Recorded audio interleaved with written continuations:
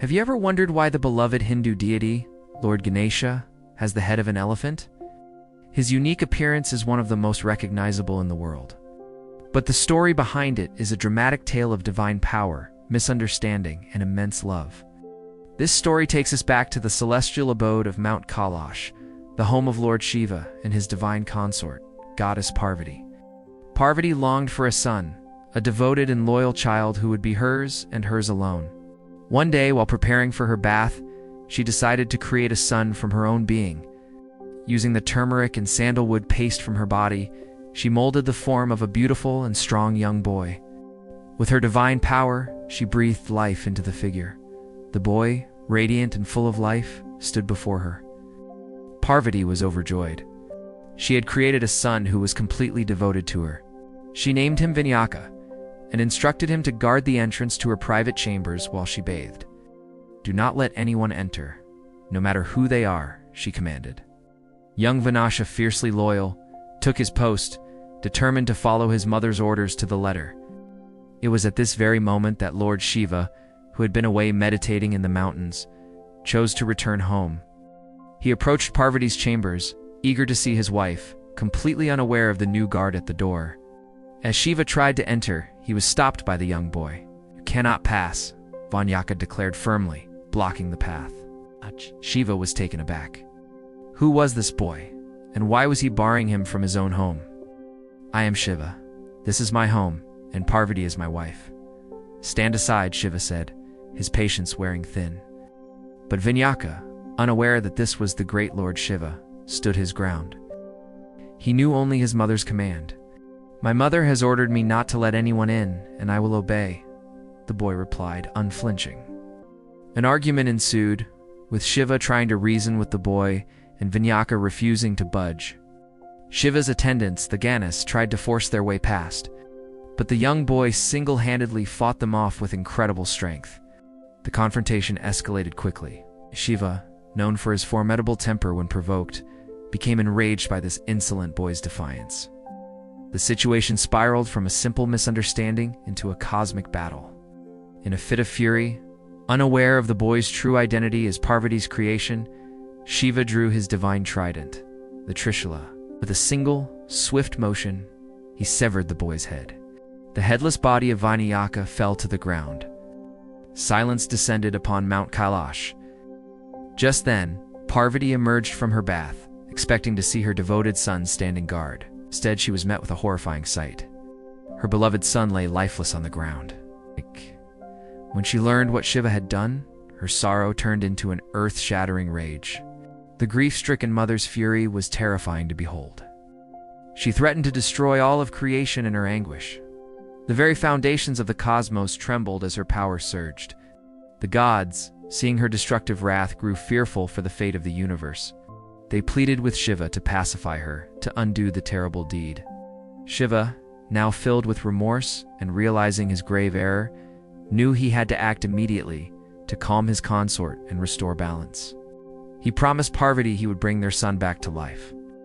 He dispatched his divine attendants, the Ganos, with a specific instruction: go north and bring back the head of the very first living being you encounter. The Ganos set out on their urgent mission. The first creature they came across was a powerful and majestic elephant, sleeping peacefully. Following Shiva's command, they took the elephant's head and rushed back to Mount Kailash. Back at Kailash, Shiva took the elephant head and, using his divine powers, placed it upon the boy's body. He then breathed life back into the form, and the boy was miraculously resurrected. Parvati, seeing her son alive again, was filled with relief and joy. Her rage subsided, and harmony was restored. But this new form was different. Her son now had the head of an elephant. To make amends and to honor the boy's bravery and devotion, Shiva bestowed upon him a great blessing. He declared that from that day forward, the boy would be known as Ganesha, meaning the Lord of the Ganos, or the Lord of the people. Shiva also decreed that Ganesha would be the first deity to be worshipped in any ceremony or before any new venture. No ritual or prayer would be considered complete without first invoking Ganesha's name. This is why Ganesha is also known as Vinaharta, the remover of obstacles. Worshipping him at the beginning of any undertaking is believed to clear the path of all potential difficulties, ensuring a smooth and successful outcome. The story is a powerful lesson in devotion, the consequences of anger, and the redemptive power of love. But in modern times, this ancient tale has sparked a fascinating and controversial debate. Some interpretations look at this story through a scientific lens. They propose that the act of attaching an elephant's head to a human body represents something more than just a divine miracle.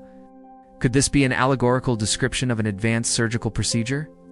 This question has led to the controversial claim that ancient India possessed knowledge of sophisticated medical techniques, including organ transplants and even head transplants. Proponents of this theory point to the story as evidence of a highly advanced civilization that understood complex anatomy and surgery long before the modern era. They suggest that the divine powers described in the scriptures might be a way of explaining scientific knowledge that was beyond the common understanding of the time.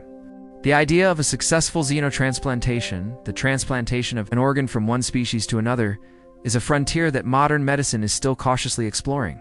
Challenges such as organ rejection and biological incompatibility are immense. So the claim that such a procedure was performed thousands of years ago is extraordinary. Was the story of Ganesha a literal account of the first plastic surgery or head transplant? Or is it a symbolic narrative with deeper spiritual meaning? Skeptics argue that interpreting mythological texts as literal scientific records is a flawed approach. They maintain that these stories are rich in symbolism and are meant to convey spiritual truths, not historical or scientific facts. From this perspective, the elephant head is symbolic. The elephant represents wisdom, intelligence, and strength. Ganesha's large head signifies vast intellect and the ability to think big.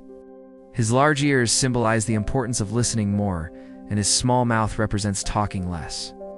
The single tusk is said to represent retaining the good and throwing away the bad, a symbol of focus and one-pointedness.